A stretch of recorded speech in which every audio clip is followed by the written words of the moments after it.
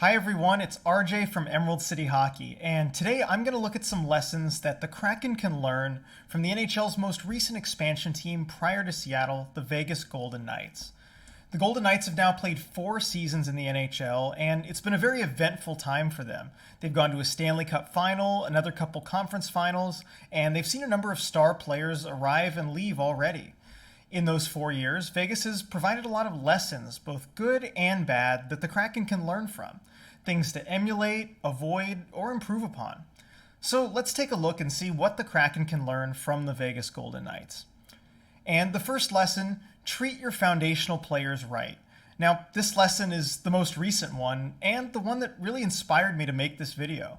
As you probably saw last week, the Golden Knights traded reigning Vezina-winning goalie, and you could probably say the most important player in the short history of the franchise, Marc-Andre Fleury, to the Chicago Blackhawks for prospect Mikhail Hakkarainen. Now, trading your franchise's cornerstone player for, no offense to Hakkarainen, essentially nothing of NHL value, can be pretty shocking to many fans. But with context, it can be understandable. Vegas needed the cap space, and they had 2 starting caliber goalies. Something had to give. But how they went about moving Fleury is frankly inexcusable. The Golden Knights didn't even have the courtesy to tell Fleury ahead of time, and Flower himself confirmed that he had heard about the trade from Alan Walsh, his agent, after it was all over Twitter. A heads-up phone call is the absolute least Vegas could have done for their franchise goalie.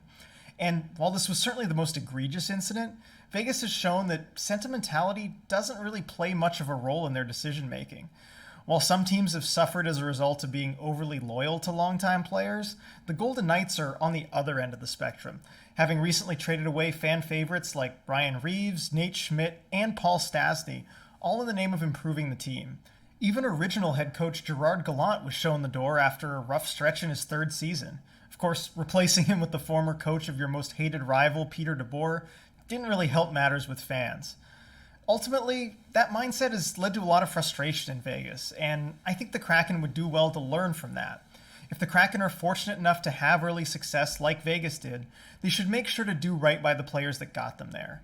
If Philip Grubauer leads Seattle to a Stanley Cup final and wins a Vezina trophy, make sure that if the relationship has to end, it does so on a good note.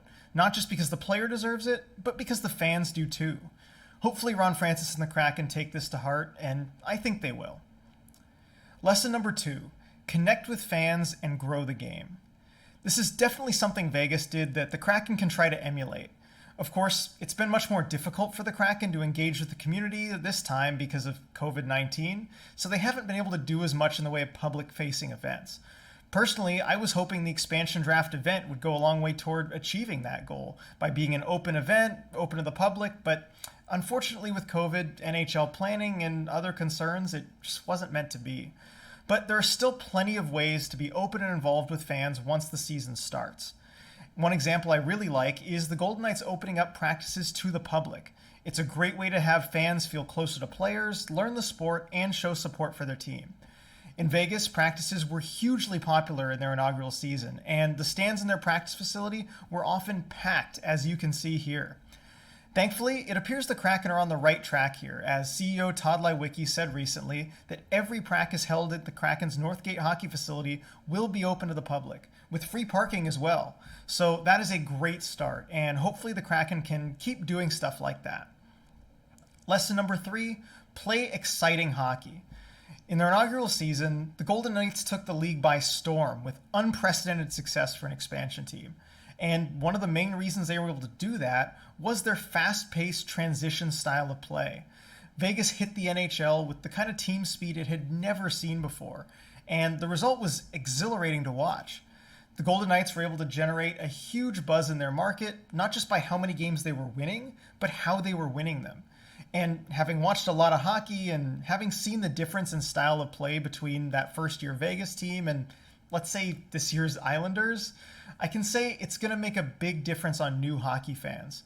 Now, I know this might be difficult for the Kraken. The way that things shook out in the expansion draft and free agency, Seattle looks a lot more like a team that's built to beat you 1-0 than 6-5 right now. But I do think there's enough talent there to play more of an up-tempo game if the Kraken want to do that. We'll have to wait to see what playstyle Coach Dave Hackstall decides to go with.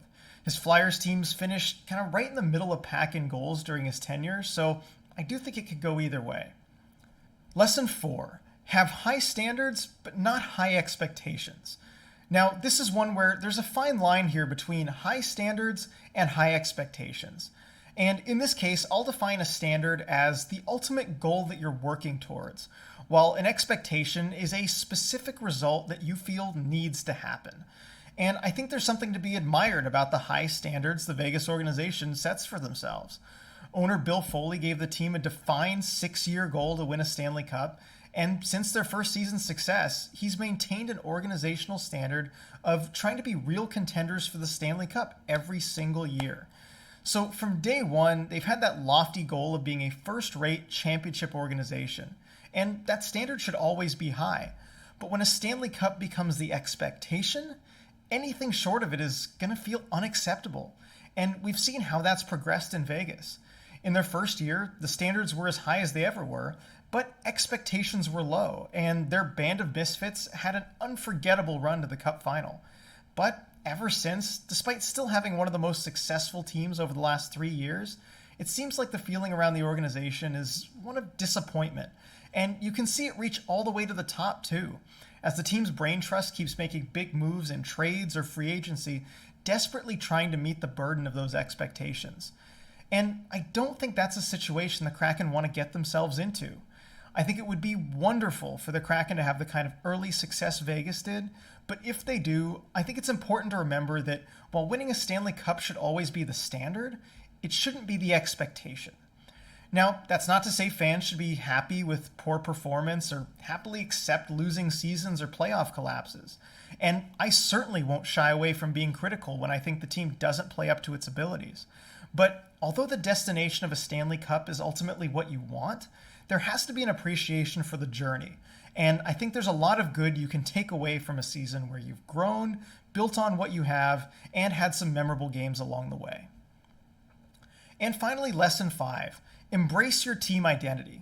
And this is one thing I think the Golden Knights absolutely knocked out of the park. If you've been to a Golden Knights game or even watched one on TV, you can tell that the atmosphere there is unique.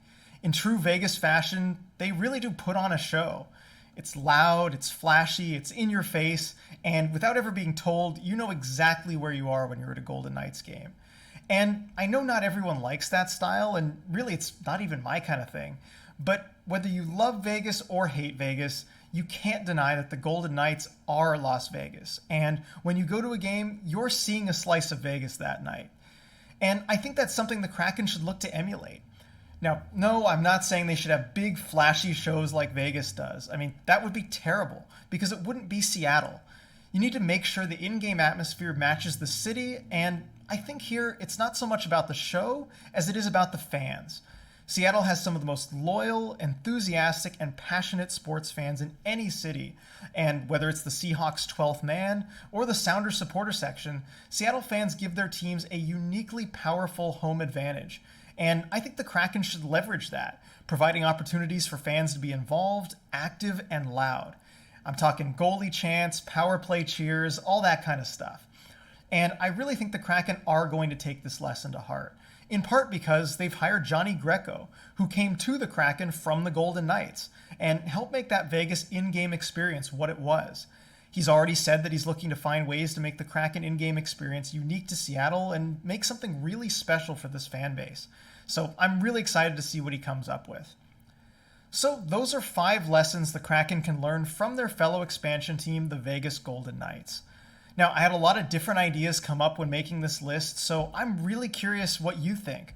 What else do you think the Kraken can learn from Vegas? How do you feel about what the Golden Knights have done so far, and do you think the Kraken should try to be like Vegas, or should they try to be different? Let me know in the comments. If you like this video, give it a thumbs up, and make sure to subscribe so you don't miss all our newest videos. Thanks for watching, and see you next time.